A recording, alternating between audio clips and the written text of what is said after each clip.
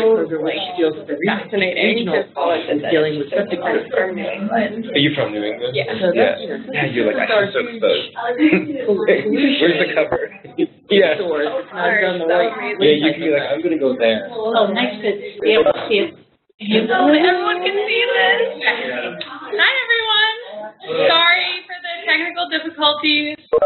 We were just having some issues setting up the WebEx, so thank you for your patience. I really do appreciate it. Thank you for everyone on the line for joining us today. We're going to be talking about the Clean Water Initiative for municipalities and sort of, what that means. And our presenter today is Kari Dolan from the Clean Water Initiative. So thank you, Kari. Great. Thank you for everyone for participating. We're Clay and here in the office. I'm going to be talking about the Clean Water Initiative and our Clean Water Future statewide. This first cover slide represents that this is not just about Lake Champlain, although we care about it. It's really about how to enhance our clean water objectives statewide. What we see here are photos from around the state recognizing the importance of clean water and to our own communities and in terms of enhancing our community assets.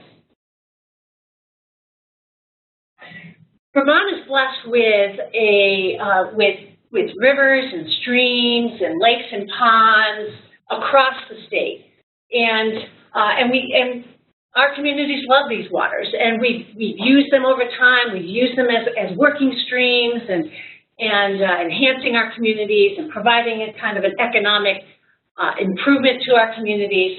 But we also recognize that we need to take care of them. We need to look at opportunities on how to improve water quality statewide. We know that many of our waters do suffer from water pollution, but there are actions that we can do to improve those conditions.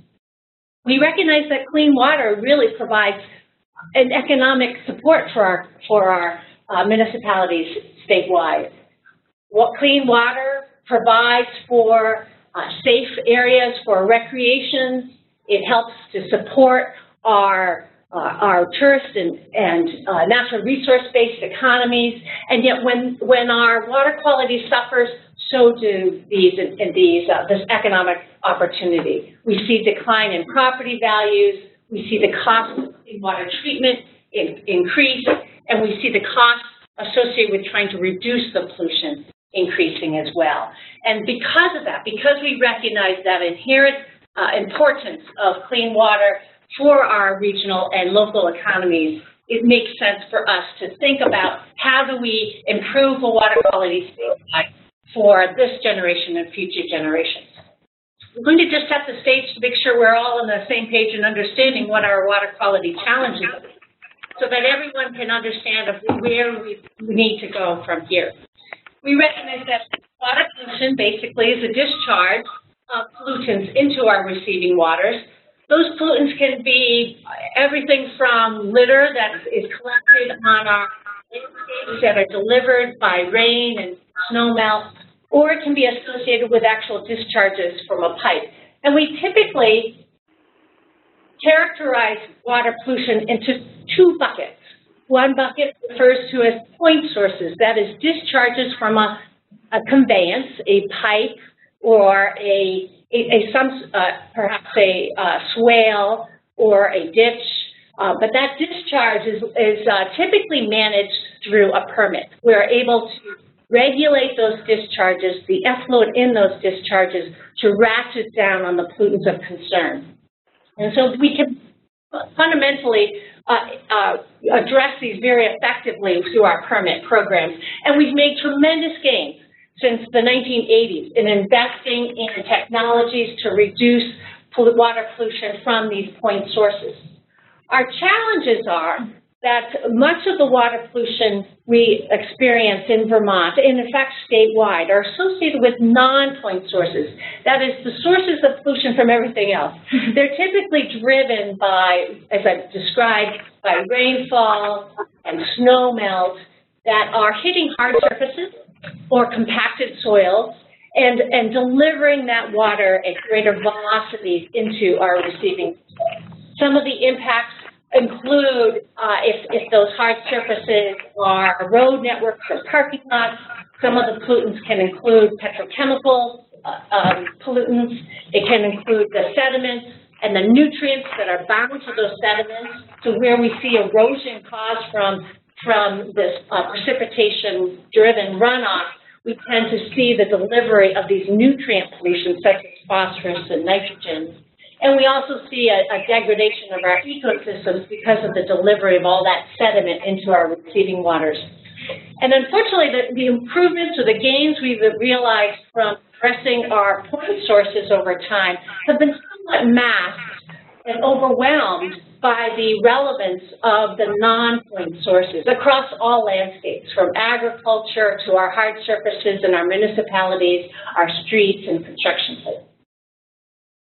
Here are examples of non-point sources to help capture that. It's really how we use our landscape that makes a difference. We see these non-point sources coming from agricultural fields, from ditching that is perhaps concentrating that flow and causing greater erosion. As I mentioned, when it hits hard surfaces such as parking lots, it doesn't get a chance to infiltrate into the ground, to recharge aquifers, and to provide that base flow into our streams.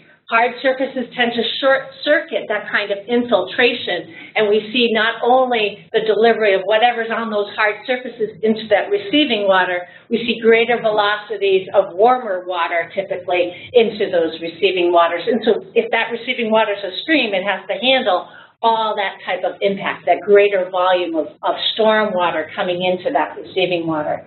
And along our ditches and our roadways, we see that kind of erosion contributing to some of the nutrient and sediment pollution into these waters.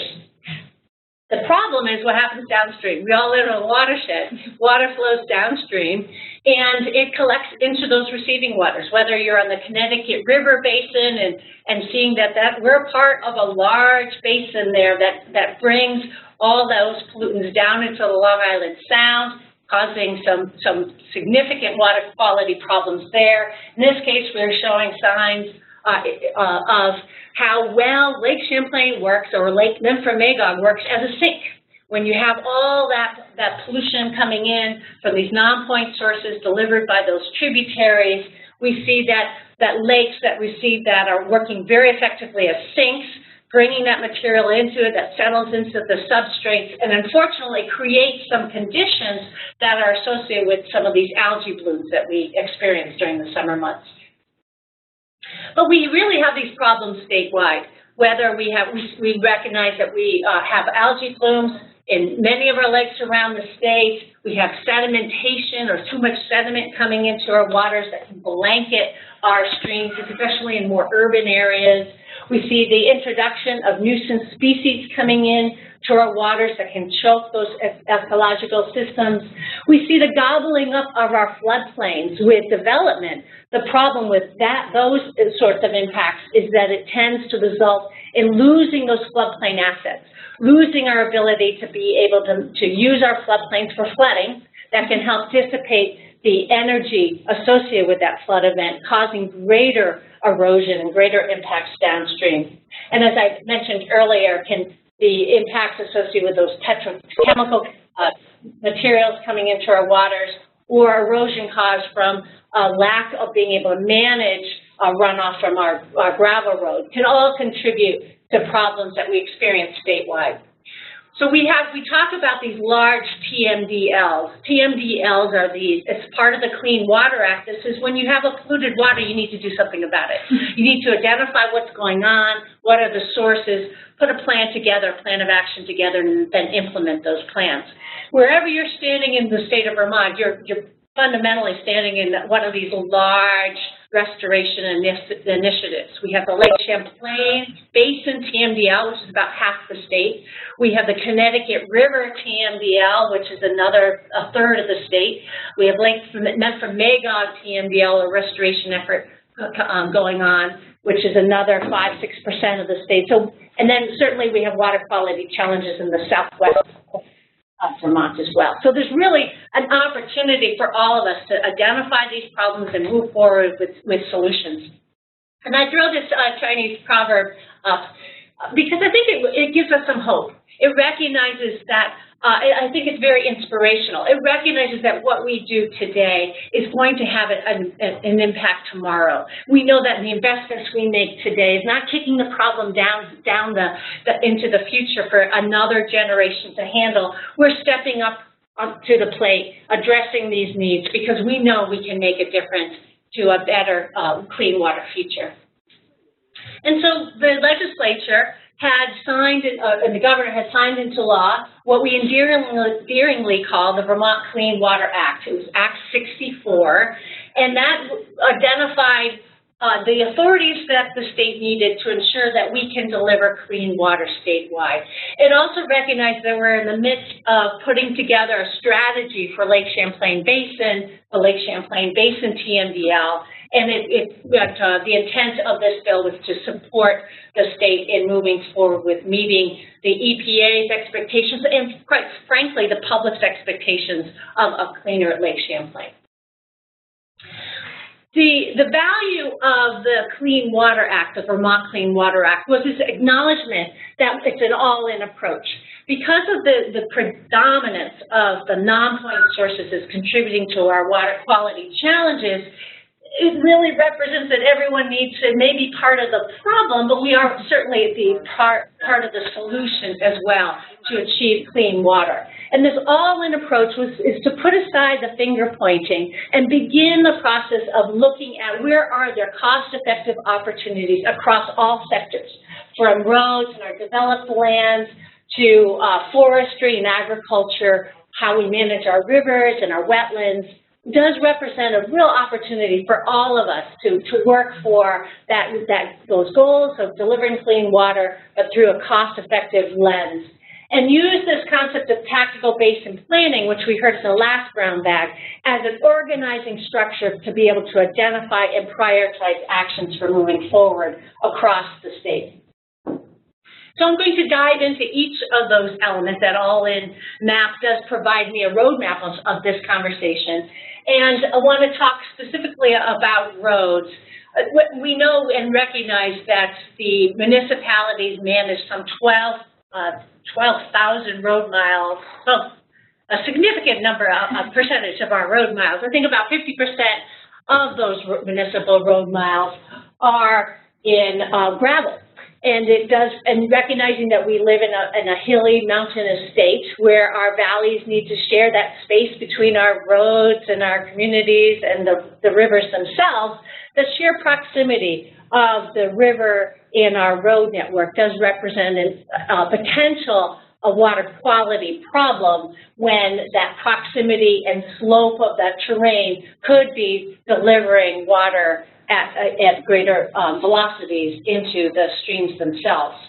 We also recognize, though, that what we can do to address water quality does also provide us an opportunity to improve resilience of our road network. In other words, the investments we make to help improve the life cycle cost of our road network, we know can improve water quality. So these co-benefits are important to point out, that we are certainly addressing water quality needs, but we're also addressing communities' interests to make themselves more resilient to future flooding and those impacts.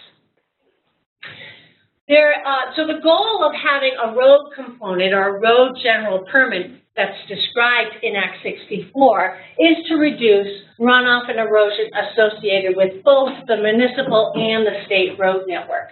What the intent here is to begin the process of identifying and inventorying our roads, to identify where do we recognize that we have areas along our road network that are critical, and that, in other words, they could be providing a high risk of delivery of sediment and nutrient pollution into our waterways.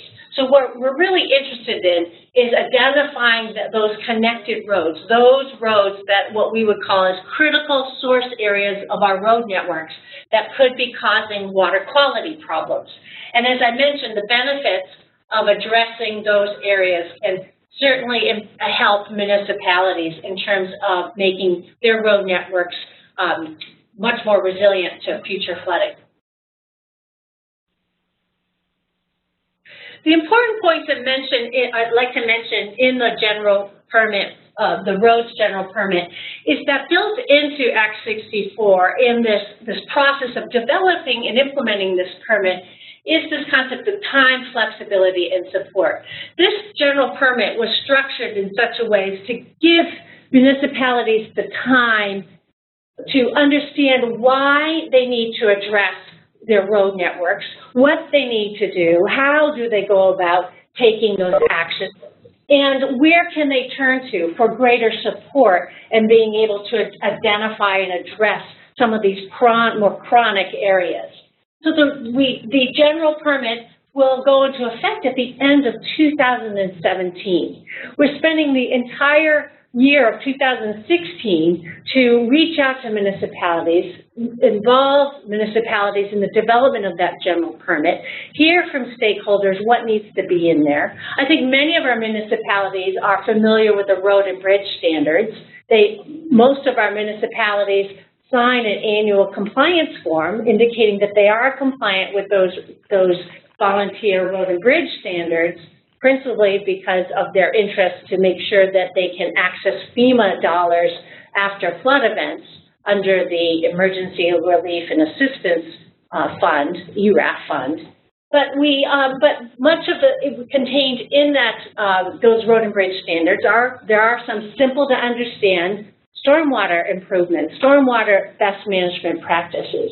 So much of the discussion for 2016 will be about how effective those road and bridge standards are, how would they need to change as part of the development of that general permit. We want to involve municipalities in crafting that. We want to hear your experiences and how we can have a permit that works for municipalities. The intent is then by 2021, municipalities are to put together a stormwater management plan that contains information about the roads, the critical areas of their roads that they need to address.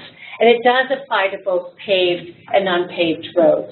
Keep in mind that the intent here is to provide municipalities with, if you don't mind the pun, a roadmap for addressing their highest needs and an implementation schedule that makes sense, that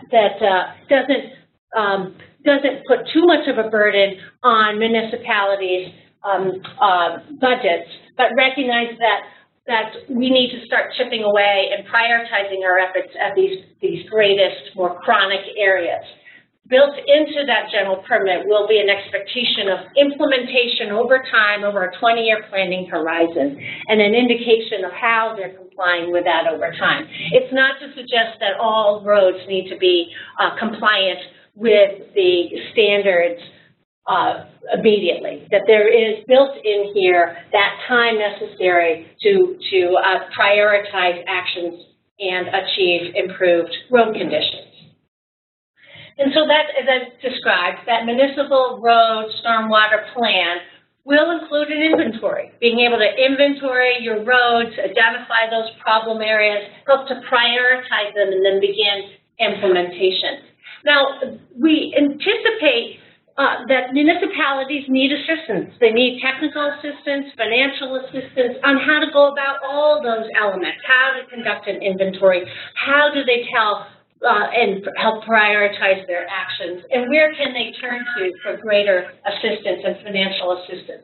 The Vermont Transportation Agency is an important partner here, where they have, as many municipalities are aware, they have grant programs, they have a local road program that provides technical assistance and training, their Better-Back Road grants programs under their municipal mitigation program, and they have district offices that provide that point of contact for municipalities.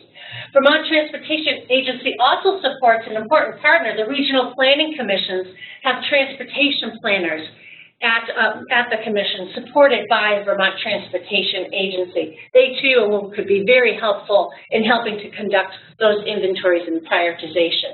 And the Department of Environmental Conservation just appointed Jim Ryan to be our roads guru, an important resource for municipalities in helping them understand the value of this general permit and how to go about these actions to begin that process of identifying these problem areas. Many of our road foremen and our town highway crew already know where those sites are. We have statewide maps on our statewide atlas to assist in that.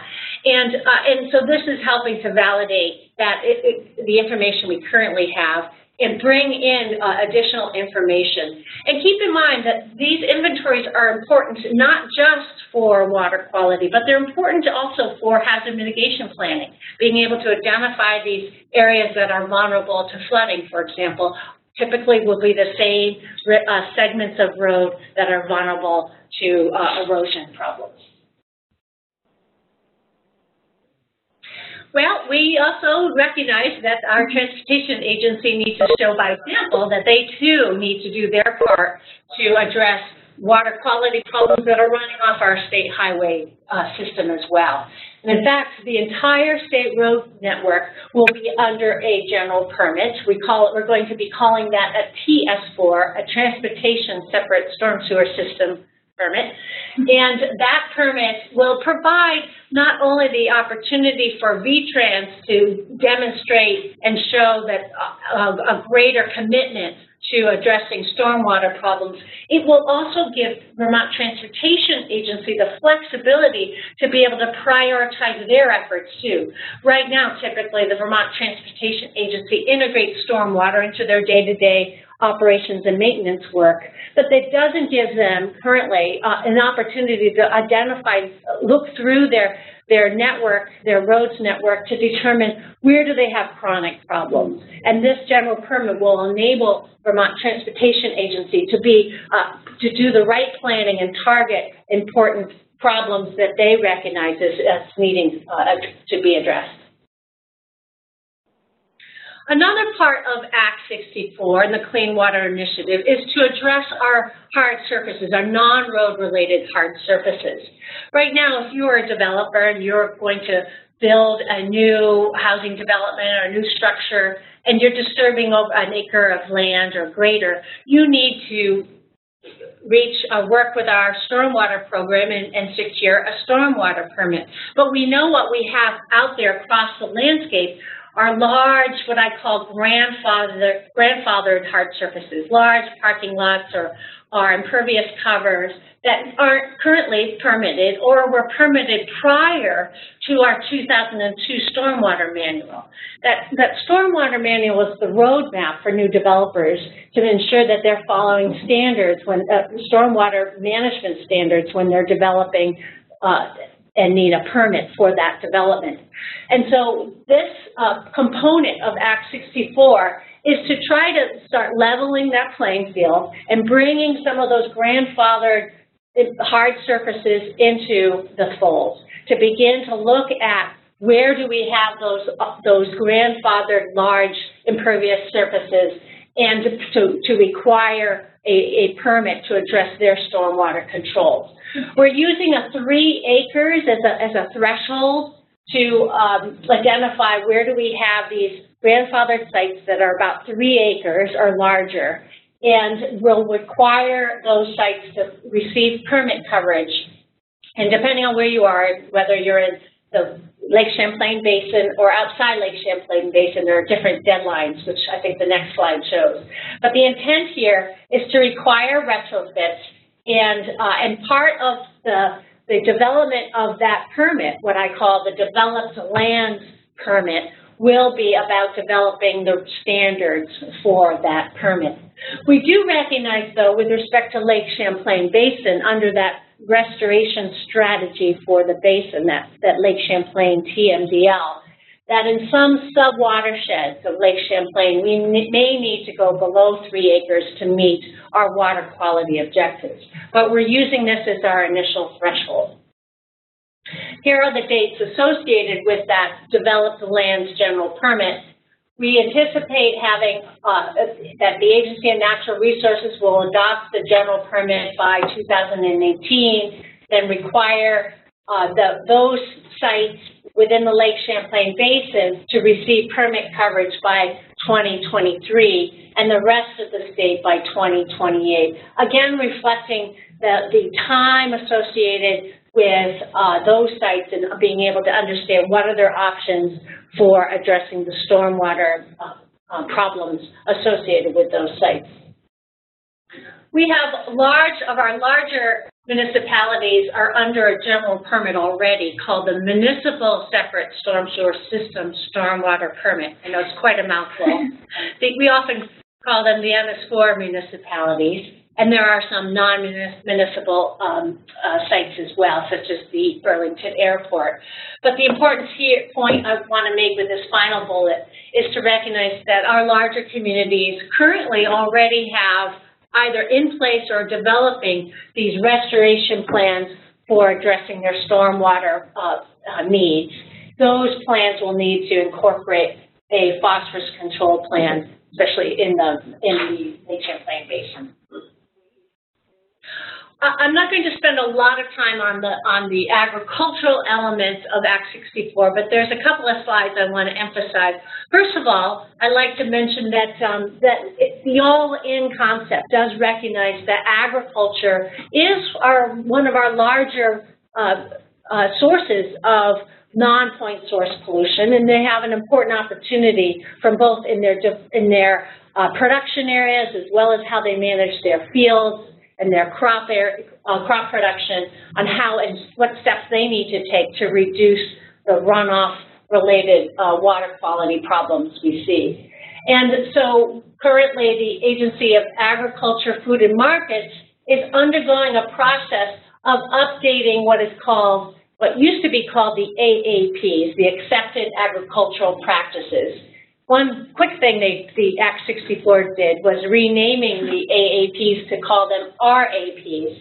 Now, the AAPs have been around since the 1990s, and the intent of the AAPs are to provide simple, easy to do, easy to understand, common sense practices that all farms, small, medium, and large farms need to do as part of the way they do business to address and prevent water quality problems.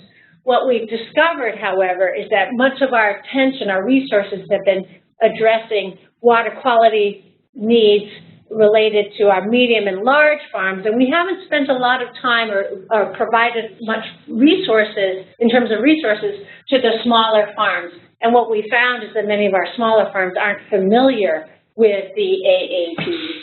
And so this whole effort of updating the AAPs is to provide more resources to our smaller farms and to support them, because we recognize we want to maintain our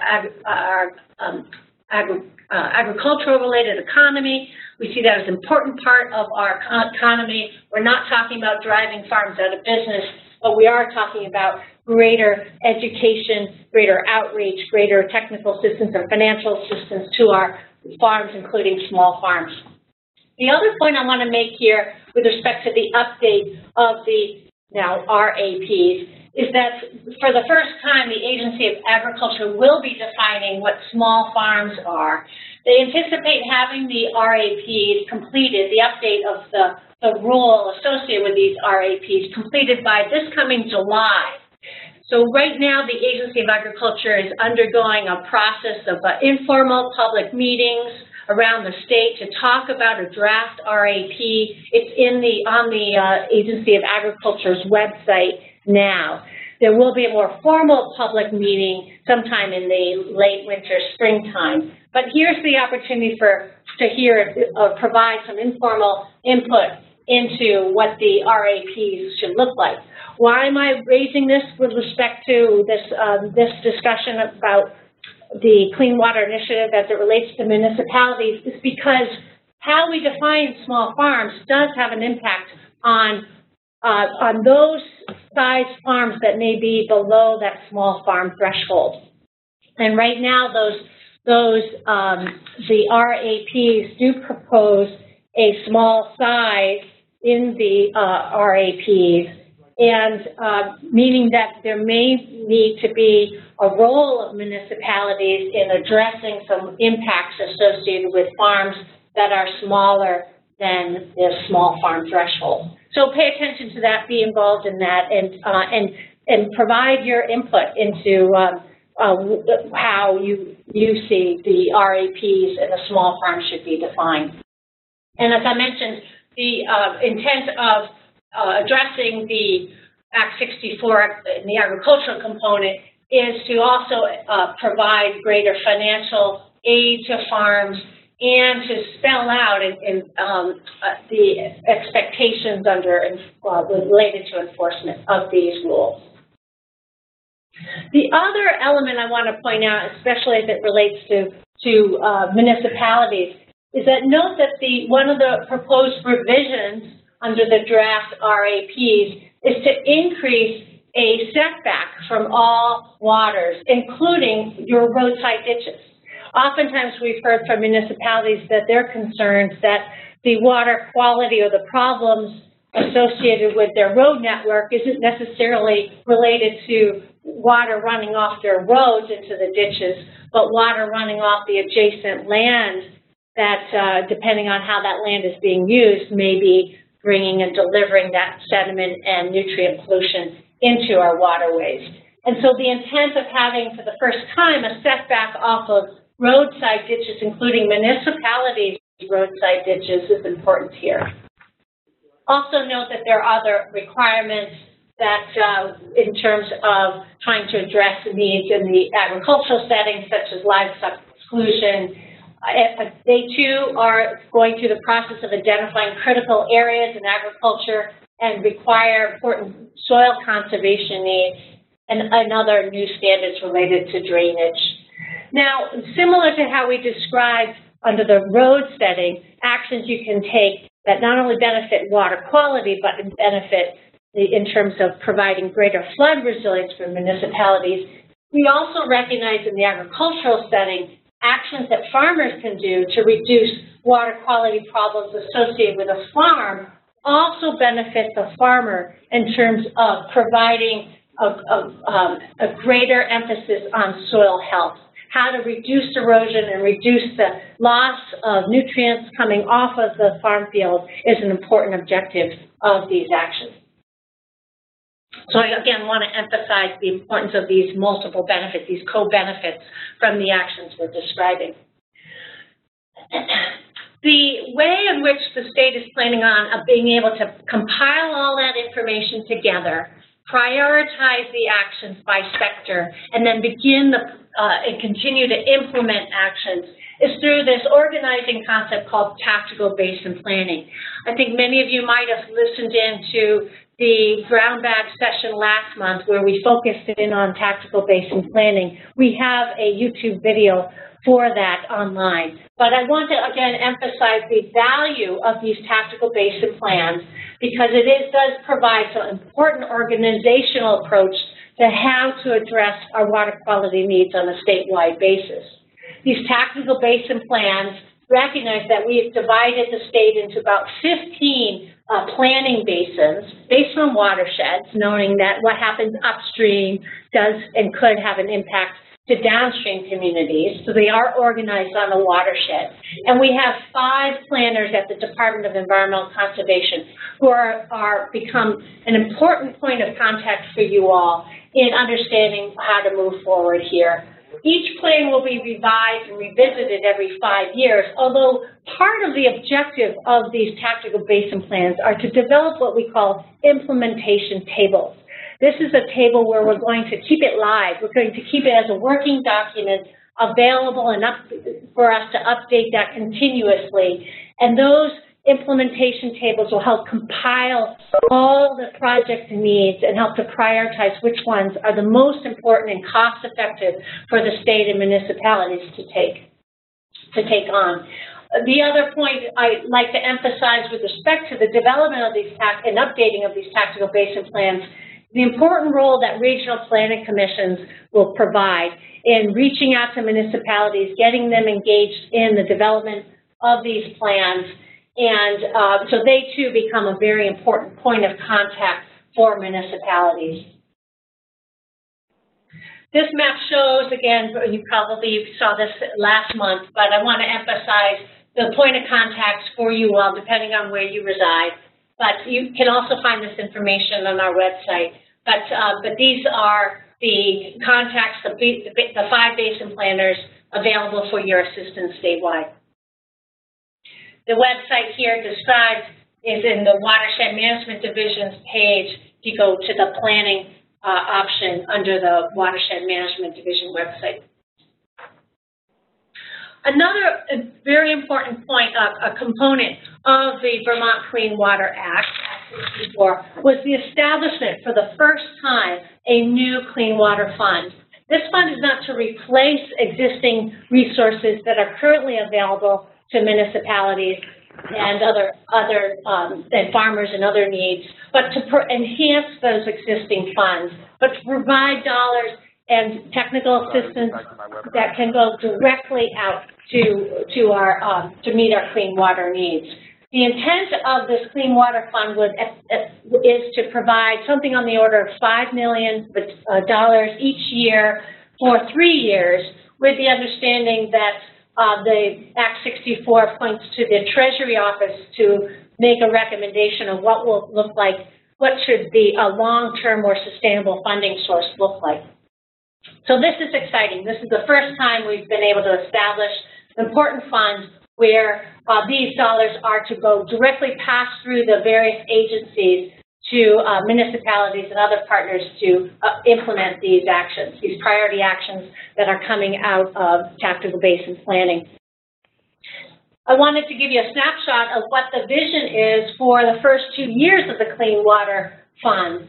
The act was signed in June of this past year, fiscal year 16. State fiscal year 16 started in July, but the state agencies need to go through the budget process through the legislature before we can spend any of those dollars. So they've been accruing.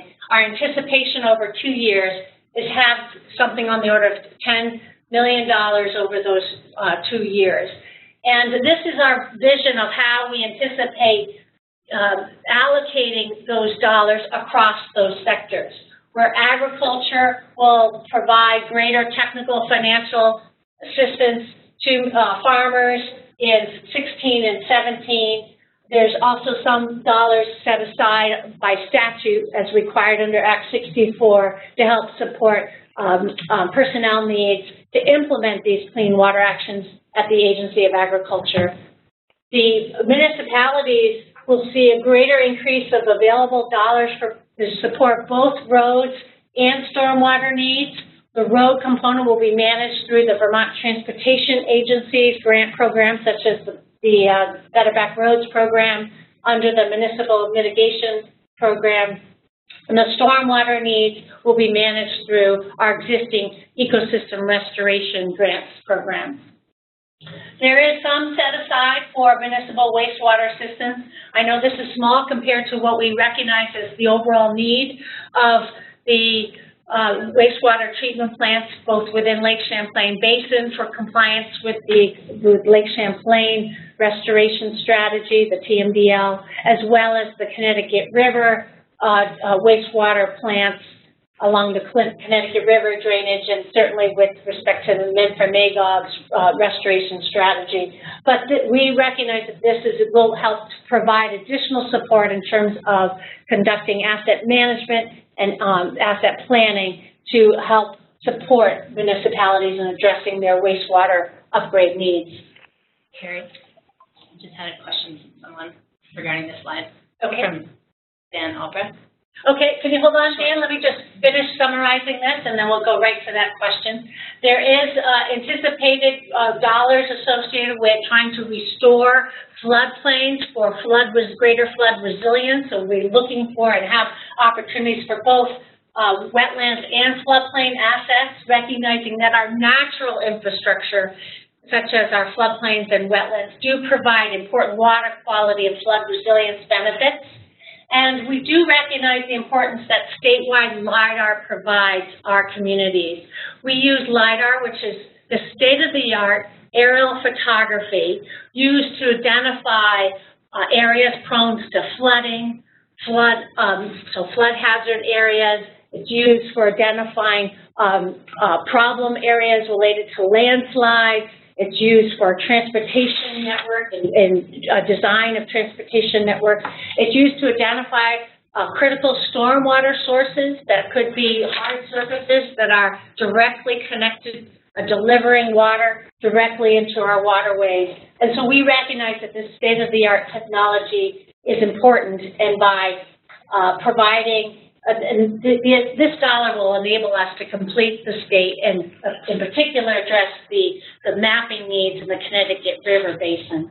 We also recognize the importance that our partners provide in terms of delivering technical, financial, and educational assistance to across the landscape, whether you're a farmer or a municipality needing assistance in identifying and taking action. We recognize the value of having our partners in place to provide you that support. Okay, there's a question here before I move on. Dan asked, can you compare this overall fund availability versus the annual need or versus the total cleanup estimate? Well, I can't address that today, but it is something that we're working on now. As I mentioned, the Treasury Office is looking into, has been tasked by Act 64 to create a recommendation for a long-term funding strategy for meeting our clean water needs.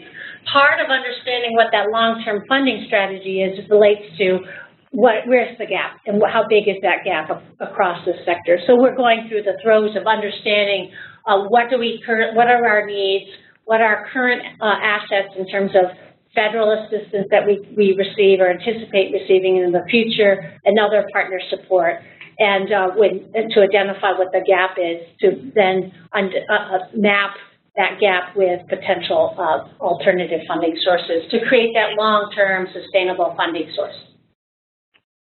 Great, thanks. Okay, so where do we go from here? Is there a follow-up question?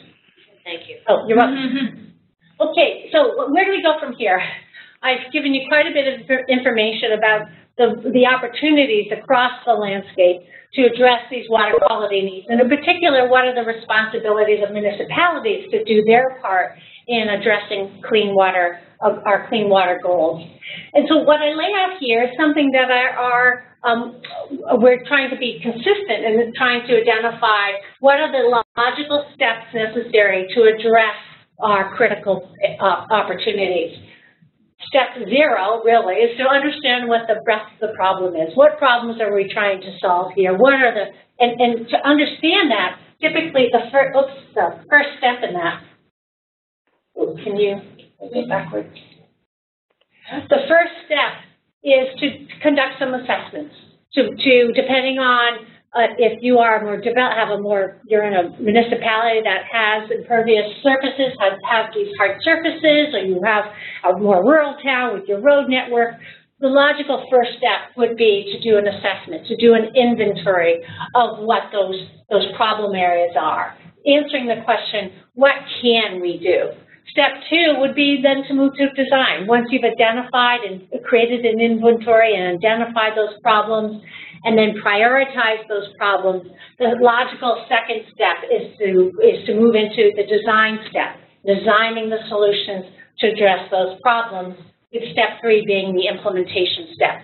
Let's do it. Let's accomplish these objectives, knowing that the implementation is targeting those highest priority needs.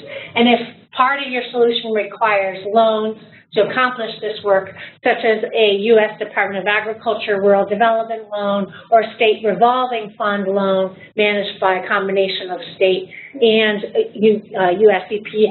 EPA funding, there may be a further step for repayment of those loans. And so let's talk about what the definition of the problem is from a municipality's perspective. So it can be pretty significant where you're looking at, you're more rural, and you have lots of roads, and there may be many roads be gravel roads. You'd want to conduct an inventory and try to identify those erosion problems.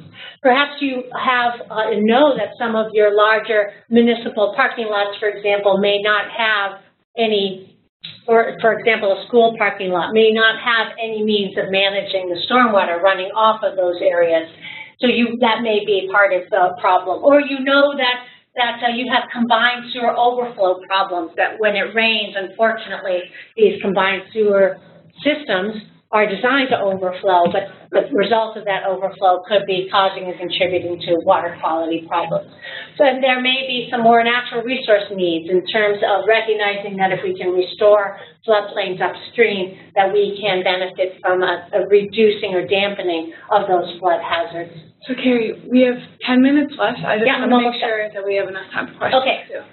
Future steps include conducting those assessments. So if you are interested in addressing your road, conducting those inventories and erosion risk maps. For stormwater, conducting what we call municipal-wide stormwater master plans, and rivers related to river corridor planning. And all that information gets packaged into those tactical basin plans and those implementation tables. So where do you go? Where do you go to get started here? As I just pointed out, those basin planners become an important partner or important point of contact for you. The regional planning commissions or natural resources conservation districts or watershed groups could be a good local or regional partner. Our facilities engineering division manages the state revolving fund, so they can be an important resource for you. The Vermont Transportation Agency with their district offices and transportation planners at the regional planning commissions, also an important point of contact. And you may already have staff on board or consultants that you use. So in some, recognizing that clean waters does provide enhancement of your community assets in terms of protecting health and preserving the natural beauty. This is all about reclaiming your water resources in your backyard as an important element, important component to your way of life and to your community. And we know it recognizes and achieves all the economic and social benefits that clean water provides in terms of the supporting property values, supporting our recreation and tourism economy, and help provide for a more sustainable regional local economies as well. Here we are in the second of the series of these brown bag meetings. There's an opportunity to dive down into some of these elements I've talked about. So I'm hopeful that what I did was set the stage for future discussions. And here are my contacts and some of my colleagues' contacts. Great. Thank you, Kari. So at this time, we can take questions from people in the room or people on the webinar. You can use the chat function to just type your question in, and Joanne is monitoring those, so she'll say them over to Kari. But if anybody has any questions, now is the time. Thank you. Here. It's from Jessica Draper. Will the roads requirements affect Class 4 non-maintained roads or private roads? And will V-Trans be using critical stormwater areas already ID'd by town stormwater evaluation plans? You can break that into two. Very good questions. I think this is why I think this 2016 will be provide an important opportunity to get your input. Should the towns include Class 4 roads? We want to hear from you. But we do know that some of our Class 4 roads, because they're not typically being maintained or just maintained minimally to preserve the integrity of that road, may be causing and contributing to water quality problems. They provide important, provide important opportunity to secure some funding, such as a Better Back Roads grant, to help address some of those water quality problems. Whether or not they'll be included in the permit is yet to be seen, but we need to on that. And with respect to the inventories already in place, that you have a leg up. If you've already conducting inventories for funding, what we're talking about is may not necessarily provide you all the information you need to be fully compliant with that inventory step of the general permit, but you've got a leg up, because what we're talking about is how to enhance those existing inventories or even update those inventories to ensure that we're being as comprehensive as possible. And it is in your interest, because the more comprehensive we are and up to date on those inventories, the better you will be in terms of ensuring that we're addressing the most cost-effective actions first. I had a question. Beverly Wemple at the University of Vermont did a study, cost-benefit analysis of paving versus continual maintenance of dirt roads, and the attending sediment runoff and phosphorus associated. And basically was saying that paving is beneficial, but traditionally towns are not going to be in favor because it's tradition to have dirt.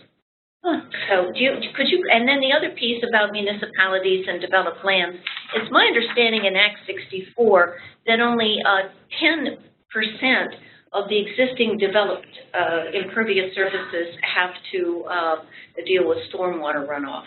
So if you could address Beverly's. Okay. The first question, Beverly Wimble is a professor at the University of Vermont and has done a series of studies looking at the contributions of our road networks, in particular municipal road networks, in terms of delivering sediment and nutrient pollution to our waterways.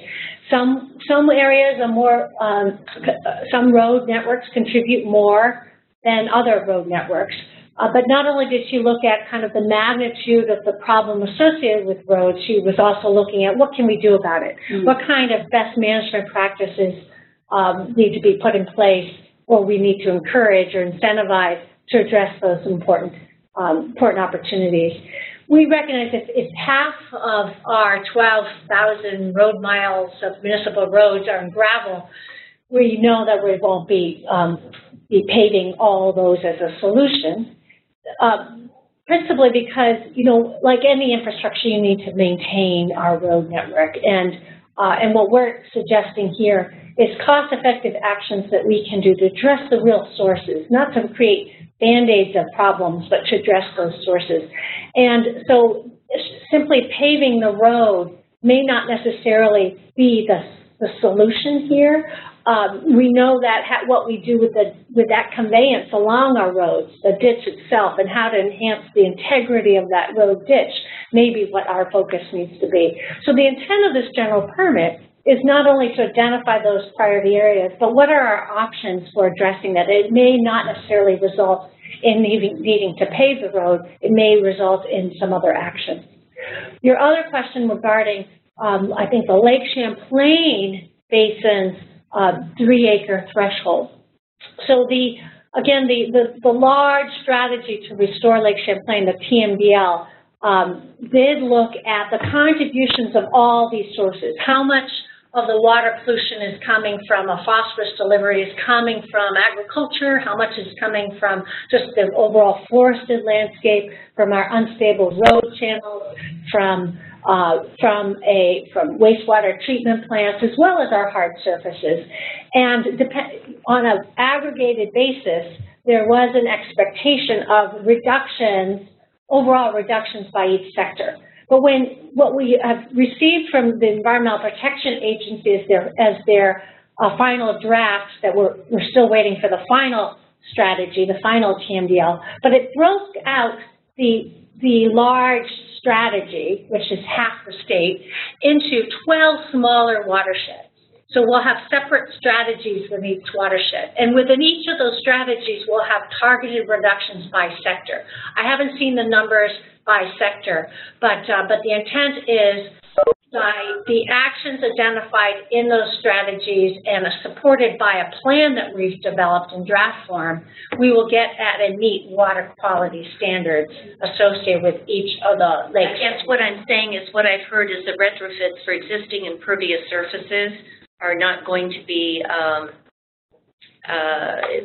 greater than about 10% in dealing with stormwater runoff, which... On a watershed scale, I think you're correct on a watershed scale, but that may be okay because what we're striving for, cost-effective actions here, we know that retrofitting existing hard surfaces is costly.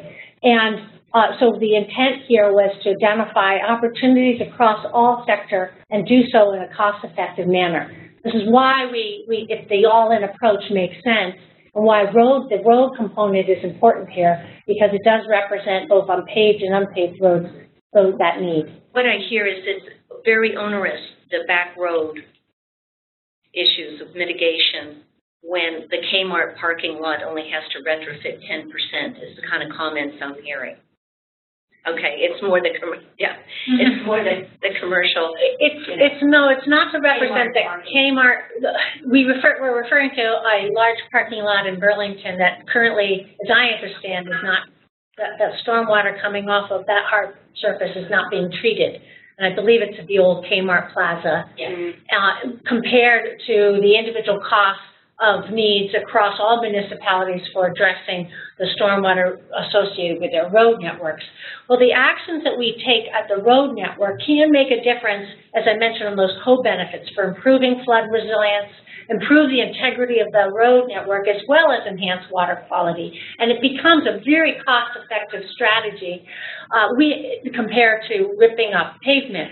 We, in fact, have some towns that would be considered, in all intents and purposes, small, but because they're large towns with small population centers but lots of roads, you know, their amount of impervious cover gets triggered.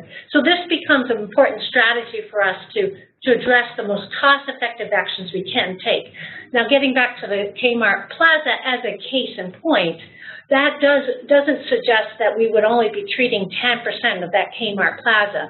That 10% says that the overall objective of that sub-watershed in achieving pollution reductions from stormwater on all impervious surfaces related to the 3 acres threshold needs to, at an aggregate for that sub-watershed, achieve a 10% reduction, or whatever the stormwater reduction target is for that sub-watershed. It may mean that 3 acres may, in fact, trigger actions that have to take place at that Kmart Plaza. So it doesn't get the Kmart Plaza off the hook, and again, I use that as a case in point. Doesn't necessarily, if it triggers if it meets that 3 acre threshold, it doesn't relieve them of their obligation to address those stormwater needs. Thank you. I think we'll do one more question. We got one more from online.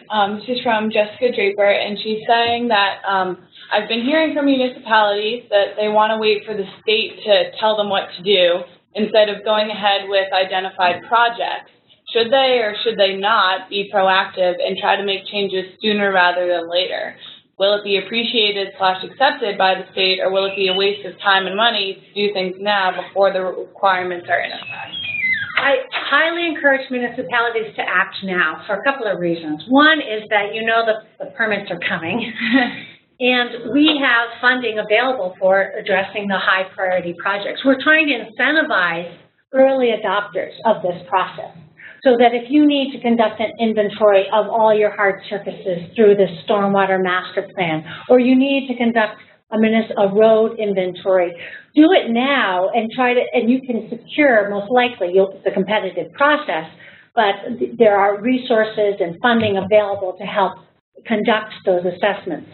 Similarly, for projects already identified or where you know you have problems, there are grant programs like the Ecosystem Restoration Grant Program under the Clean Water Initiative Program to provide financial assistance to address those problems.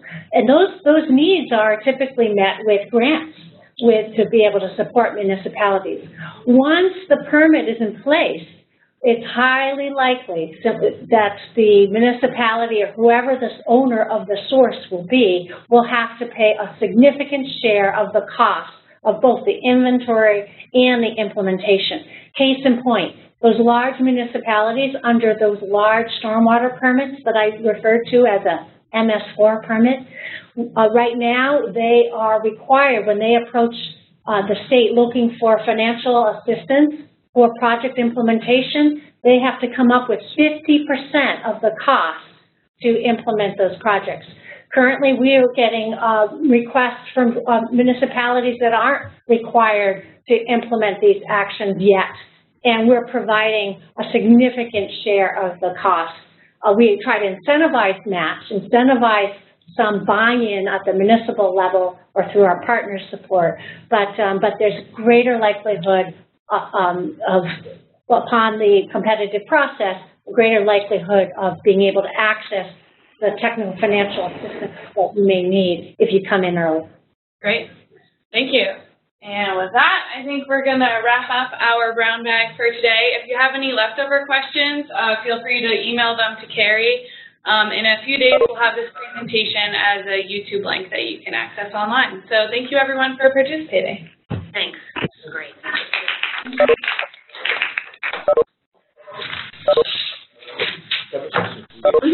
Do you have a timeline for implementation?